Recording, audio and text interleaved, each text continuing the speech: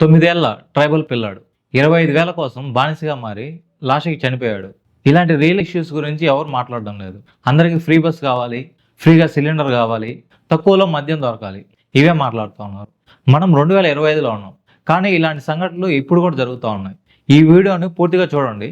ఆ తర్వాత మీ అభిప్రాయాన్ని కూడా కామెంట్ చేయండి. తిరుపతి జిల్లాలోని చవటపాలెం గ్రామానికి చెందిన అనకమ్మ అనేసి ఒక ట్రైబల్ మహిళ ఉంది. తన భర్త చెంచయ్య ముగ్గురు పిల్లలతో కలిసి సత్యవేట మండలంలో ముత్తు అనే డక్ రియర్ దగ్గర పనిలో చేరారు. 2024లో చెంచయ్య చనిపోయాక అనకమ్మ 25,000 లోన్ తీసుకునింది. ఆ డబ్బులు తిరిగి ఇవ్వలేక ముత్తు డిమాండ్ చేసినట్టు అనకమ్మ తన 9 ఏళ్ల కొడుకుని, అంటే వెంకటేష్ అబ్బాయి పేరు, అతనిని కొలాటరల్గా ముత్తు దగ్గర వదిలేసింది. వెంకటేష్ని ముత్తు కఠిన పరిస్థితుల్లో బాతుల పెంపకం, వ్యవసాయ పనులు చేయించాడు. 9 ఏళ్ల పిల్లాడు రోజు కష్టపడి పనిచేసేవాడు. తల్లి దగ్గరికి వెళ్ళాలని ఏడ్చేవాడు. ఏప్రిల్ 15, 2025న అనకమ్మతో ఫోన్లో మాట్లాడిన వెంకటేష్, అమ్మ నన్ను రక్షించు అని ఏడ్చాడు. అనకమ్మ డబ్బు అంతా సంపాదించి 25,000 ఇవ్వాలి కదా, ఆ డబ్బు అంతా సంపాదించి ముత్తును కలిసినప్పుడు అతను నీ కొడుకు పారిపోయాడనేసి అబద్ధం చెప్పాడు. అనుమానం వచ్చిన అనకమ్మ ట్రైబల్ లీడర్ సహాయంతో మే 19న సత్యవేడ పోలీస్ స్టేషన్లో కంప్లైంట్ ఇచ్చింది. పోలీసుల ఇన్వెస్టిగేషన్లో ఒక షాకింగ్ నిజం బయటపడింది. వెంకటేష్ ఏప్రిల్ 12న జాండీస్తో చనిపోయాడు. కానీ ఆ ముత్తు ఫ్యామిలీ అతని బాడీని కాంచీపురంలో, అంటే తమిళనాడులో రహస్యంగా పాతిపెట్టింది.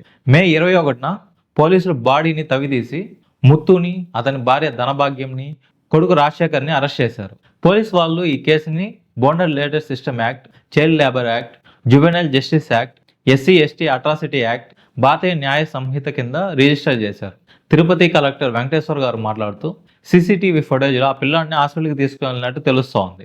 ముత్తు ఫ్యామిలీ అయితే ఆ పిల్లాడు జాండీస్తో చనిపోయాడని చెప్పింది.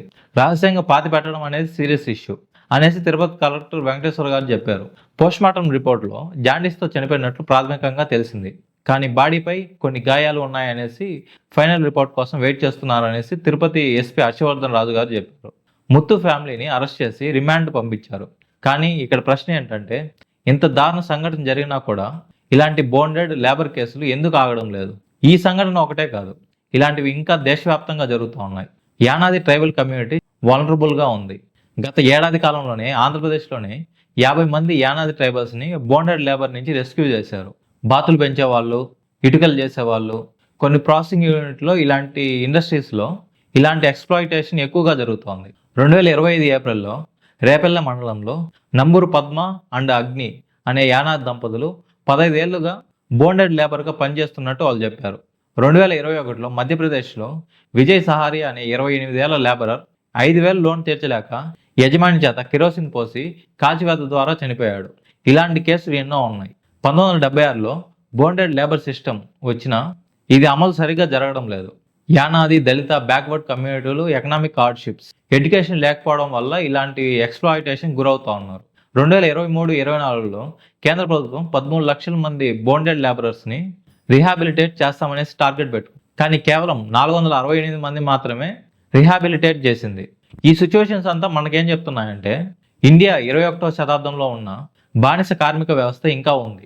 అనకమ్మ, వెంకటేష్ ఇలాంటి కేసులు మనకు ఒక వార్నింగ్. ఇలాంటి ఎక్స్ప్లాయిటేషన్ ఆపాలంటే ప్రభుత్వం స్టేట్ యాక్షన్ ప్లాన్ తీసుకురావాలి. ఇండస్ట్రీస్ని మానిటర్ చేయాలి. ట్రైబల్ కమ్యూనిటీస్ని ఎడ్యుకేషన్ చేయాలి. జాబ్ ఆపర్చునిటీస్ ఎక్కువగా ఇవ్వాలి. మనం కూడా అవేర్నెస్ పెంచాలి. ఇలాంటి కేసులు కానీ మీ ఏరియాలో జరిగితే స్థానిక పోలీసులకు కానీ, NGOలకు కానీ అలర్ట్ చేయండి. ట్రైబల్ కమ్యూనిటీస్కి సపోర్ట్ చేయండి. వాళ్ళకి ఎడ్యుకేషన్, రిసోర్సెస్ ఇలాంటివి అందిస్తే ఎక్స్ప్లాయిటేషన్ తగ్గుతుంది. సో దీని మీద మీ అభిప్రాయాన్ని కూడా చెప్పండి. Thank you.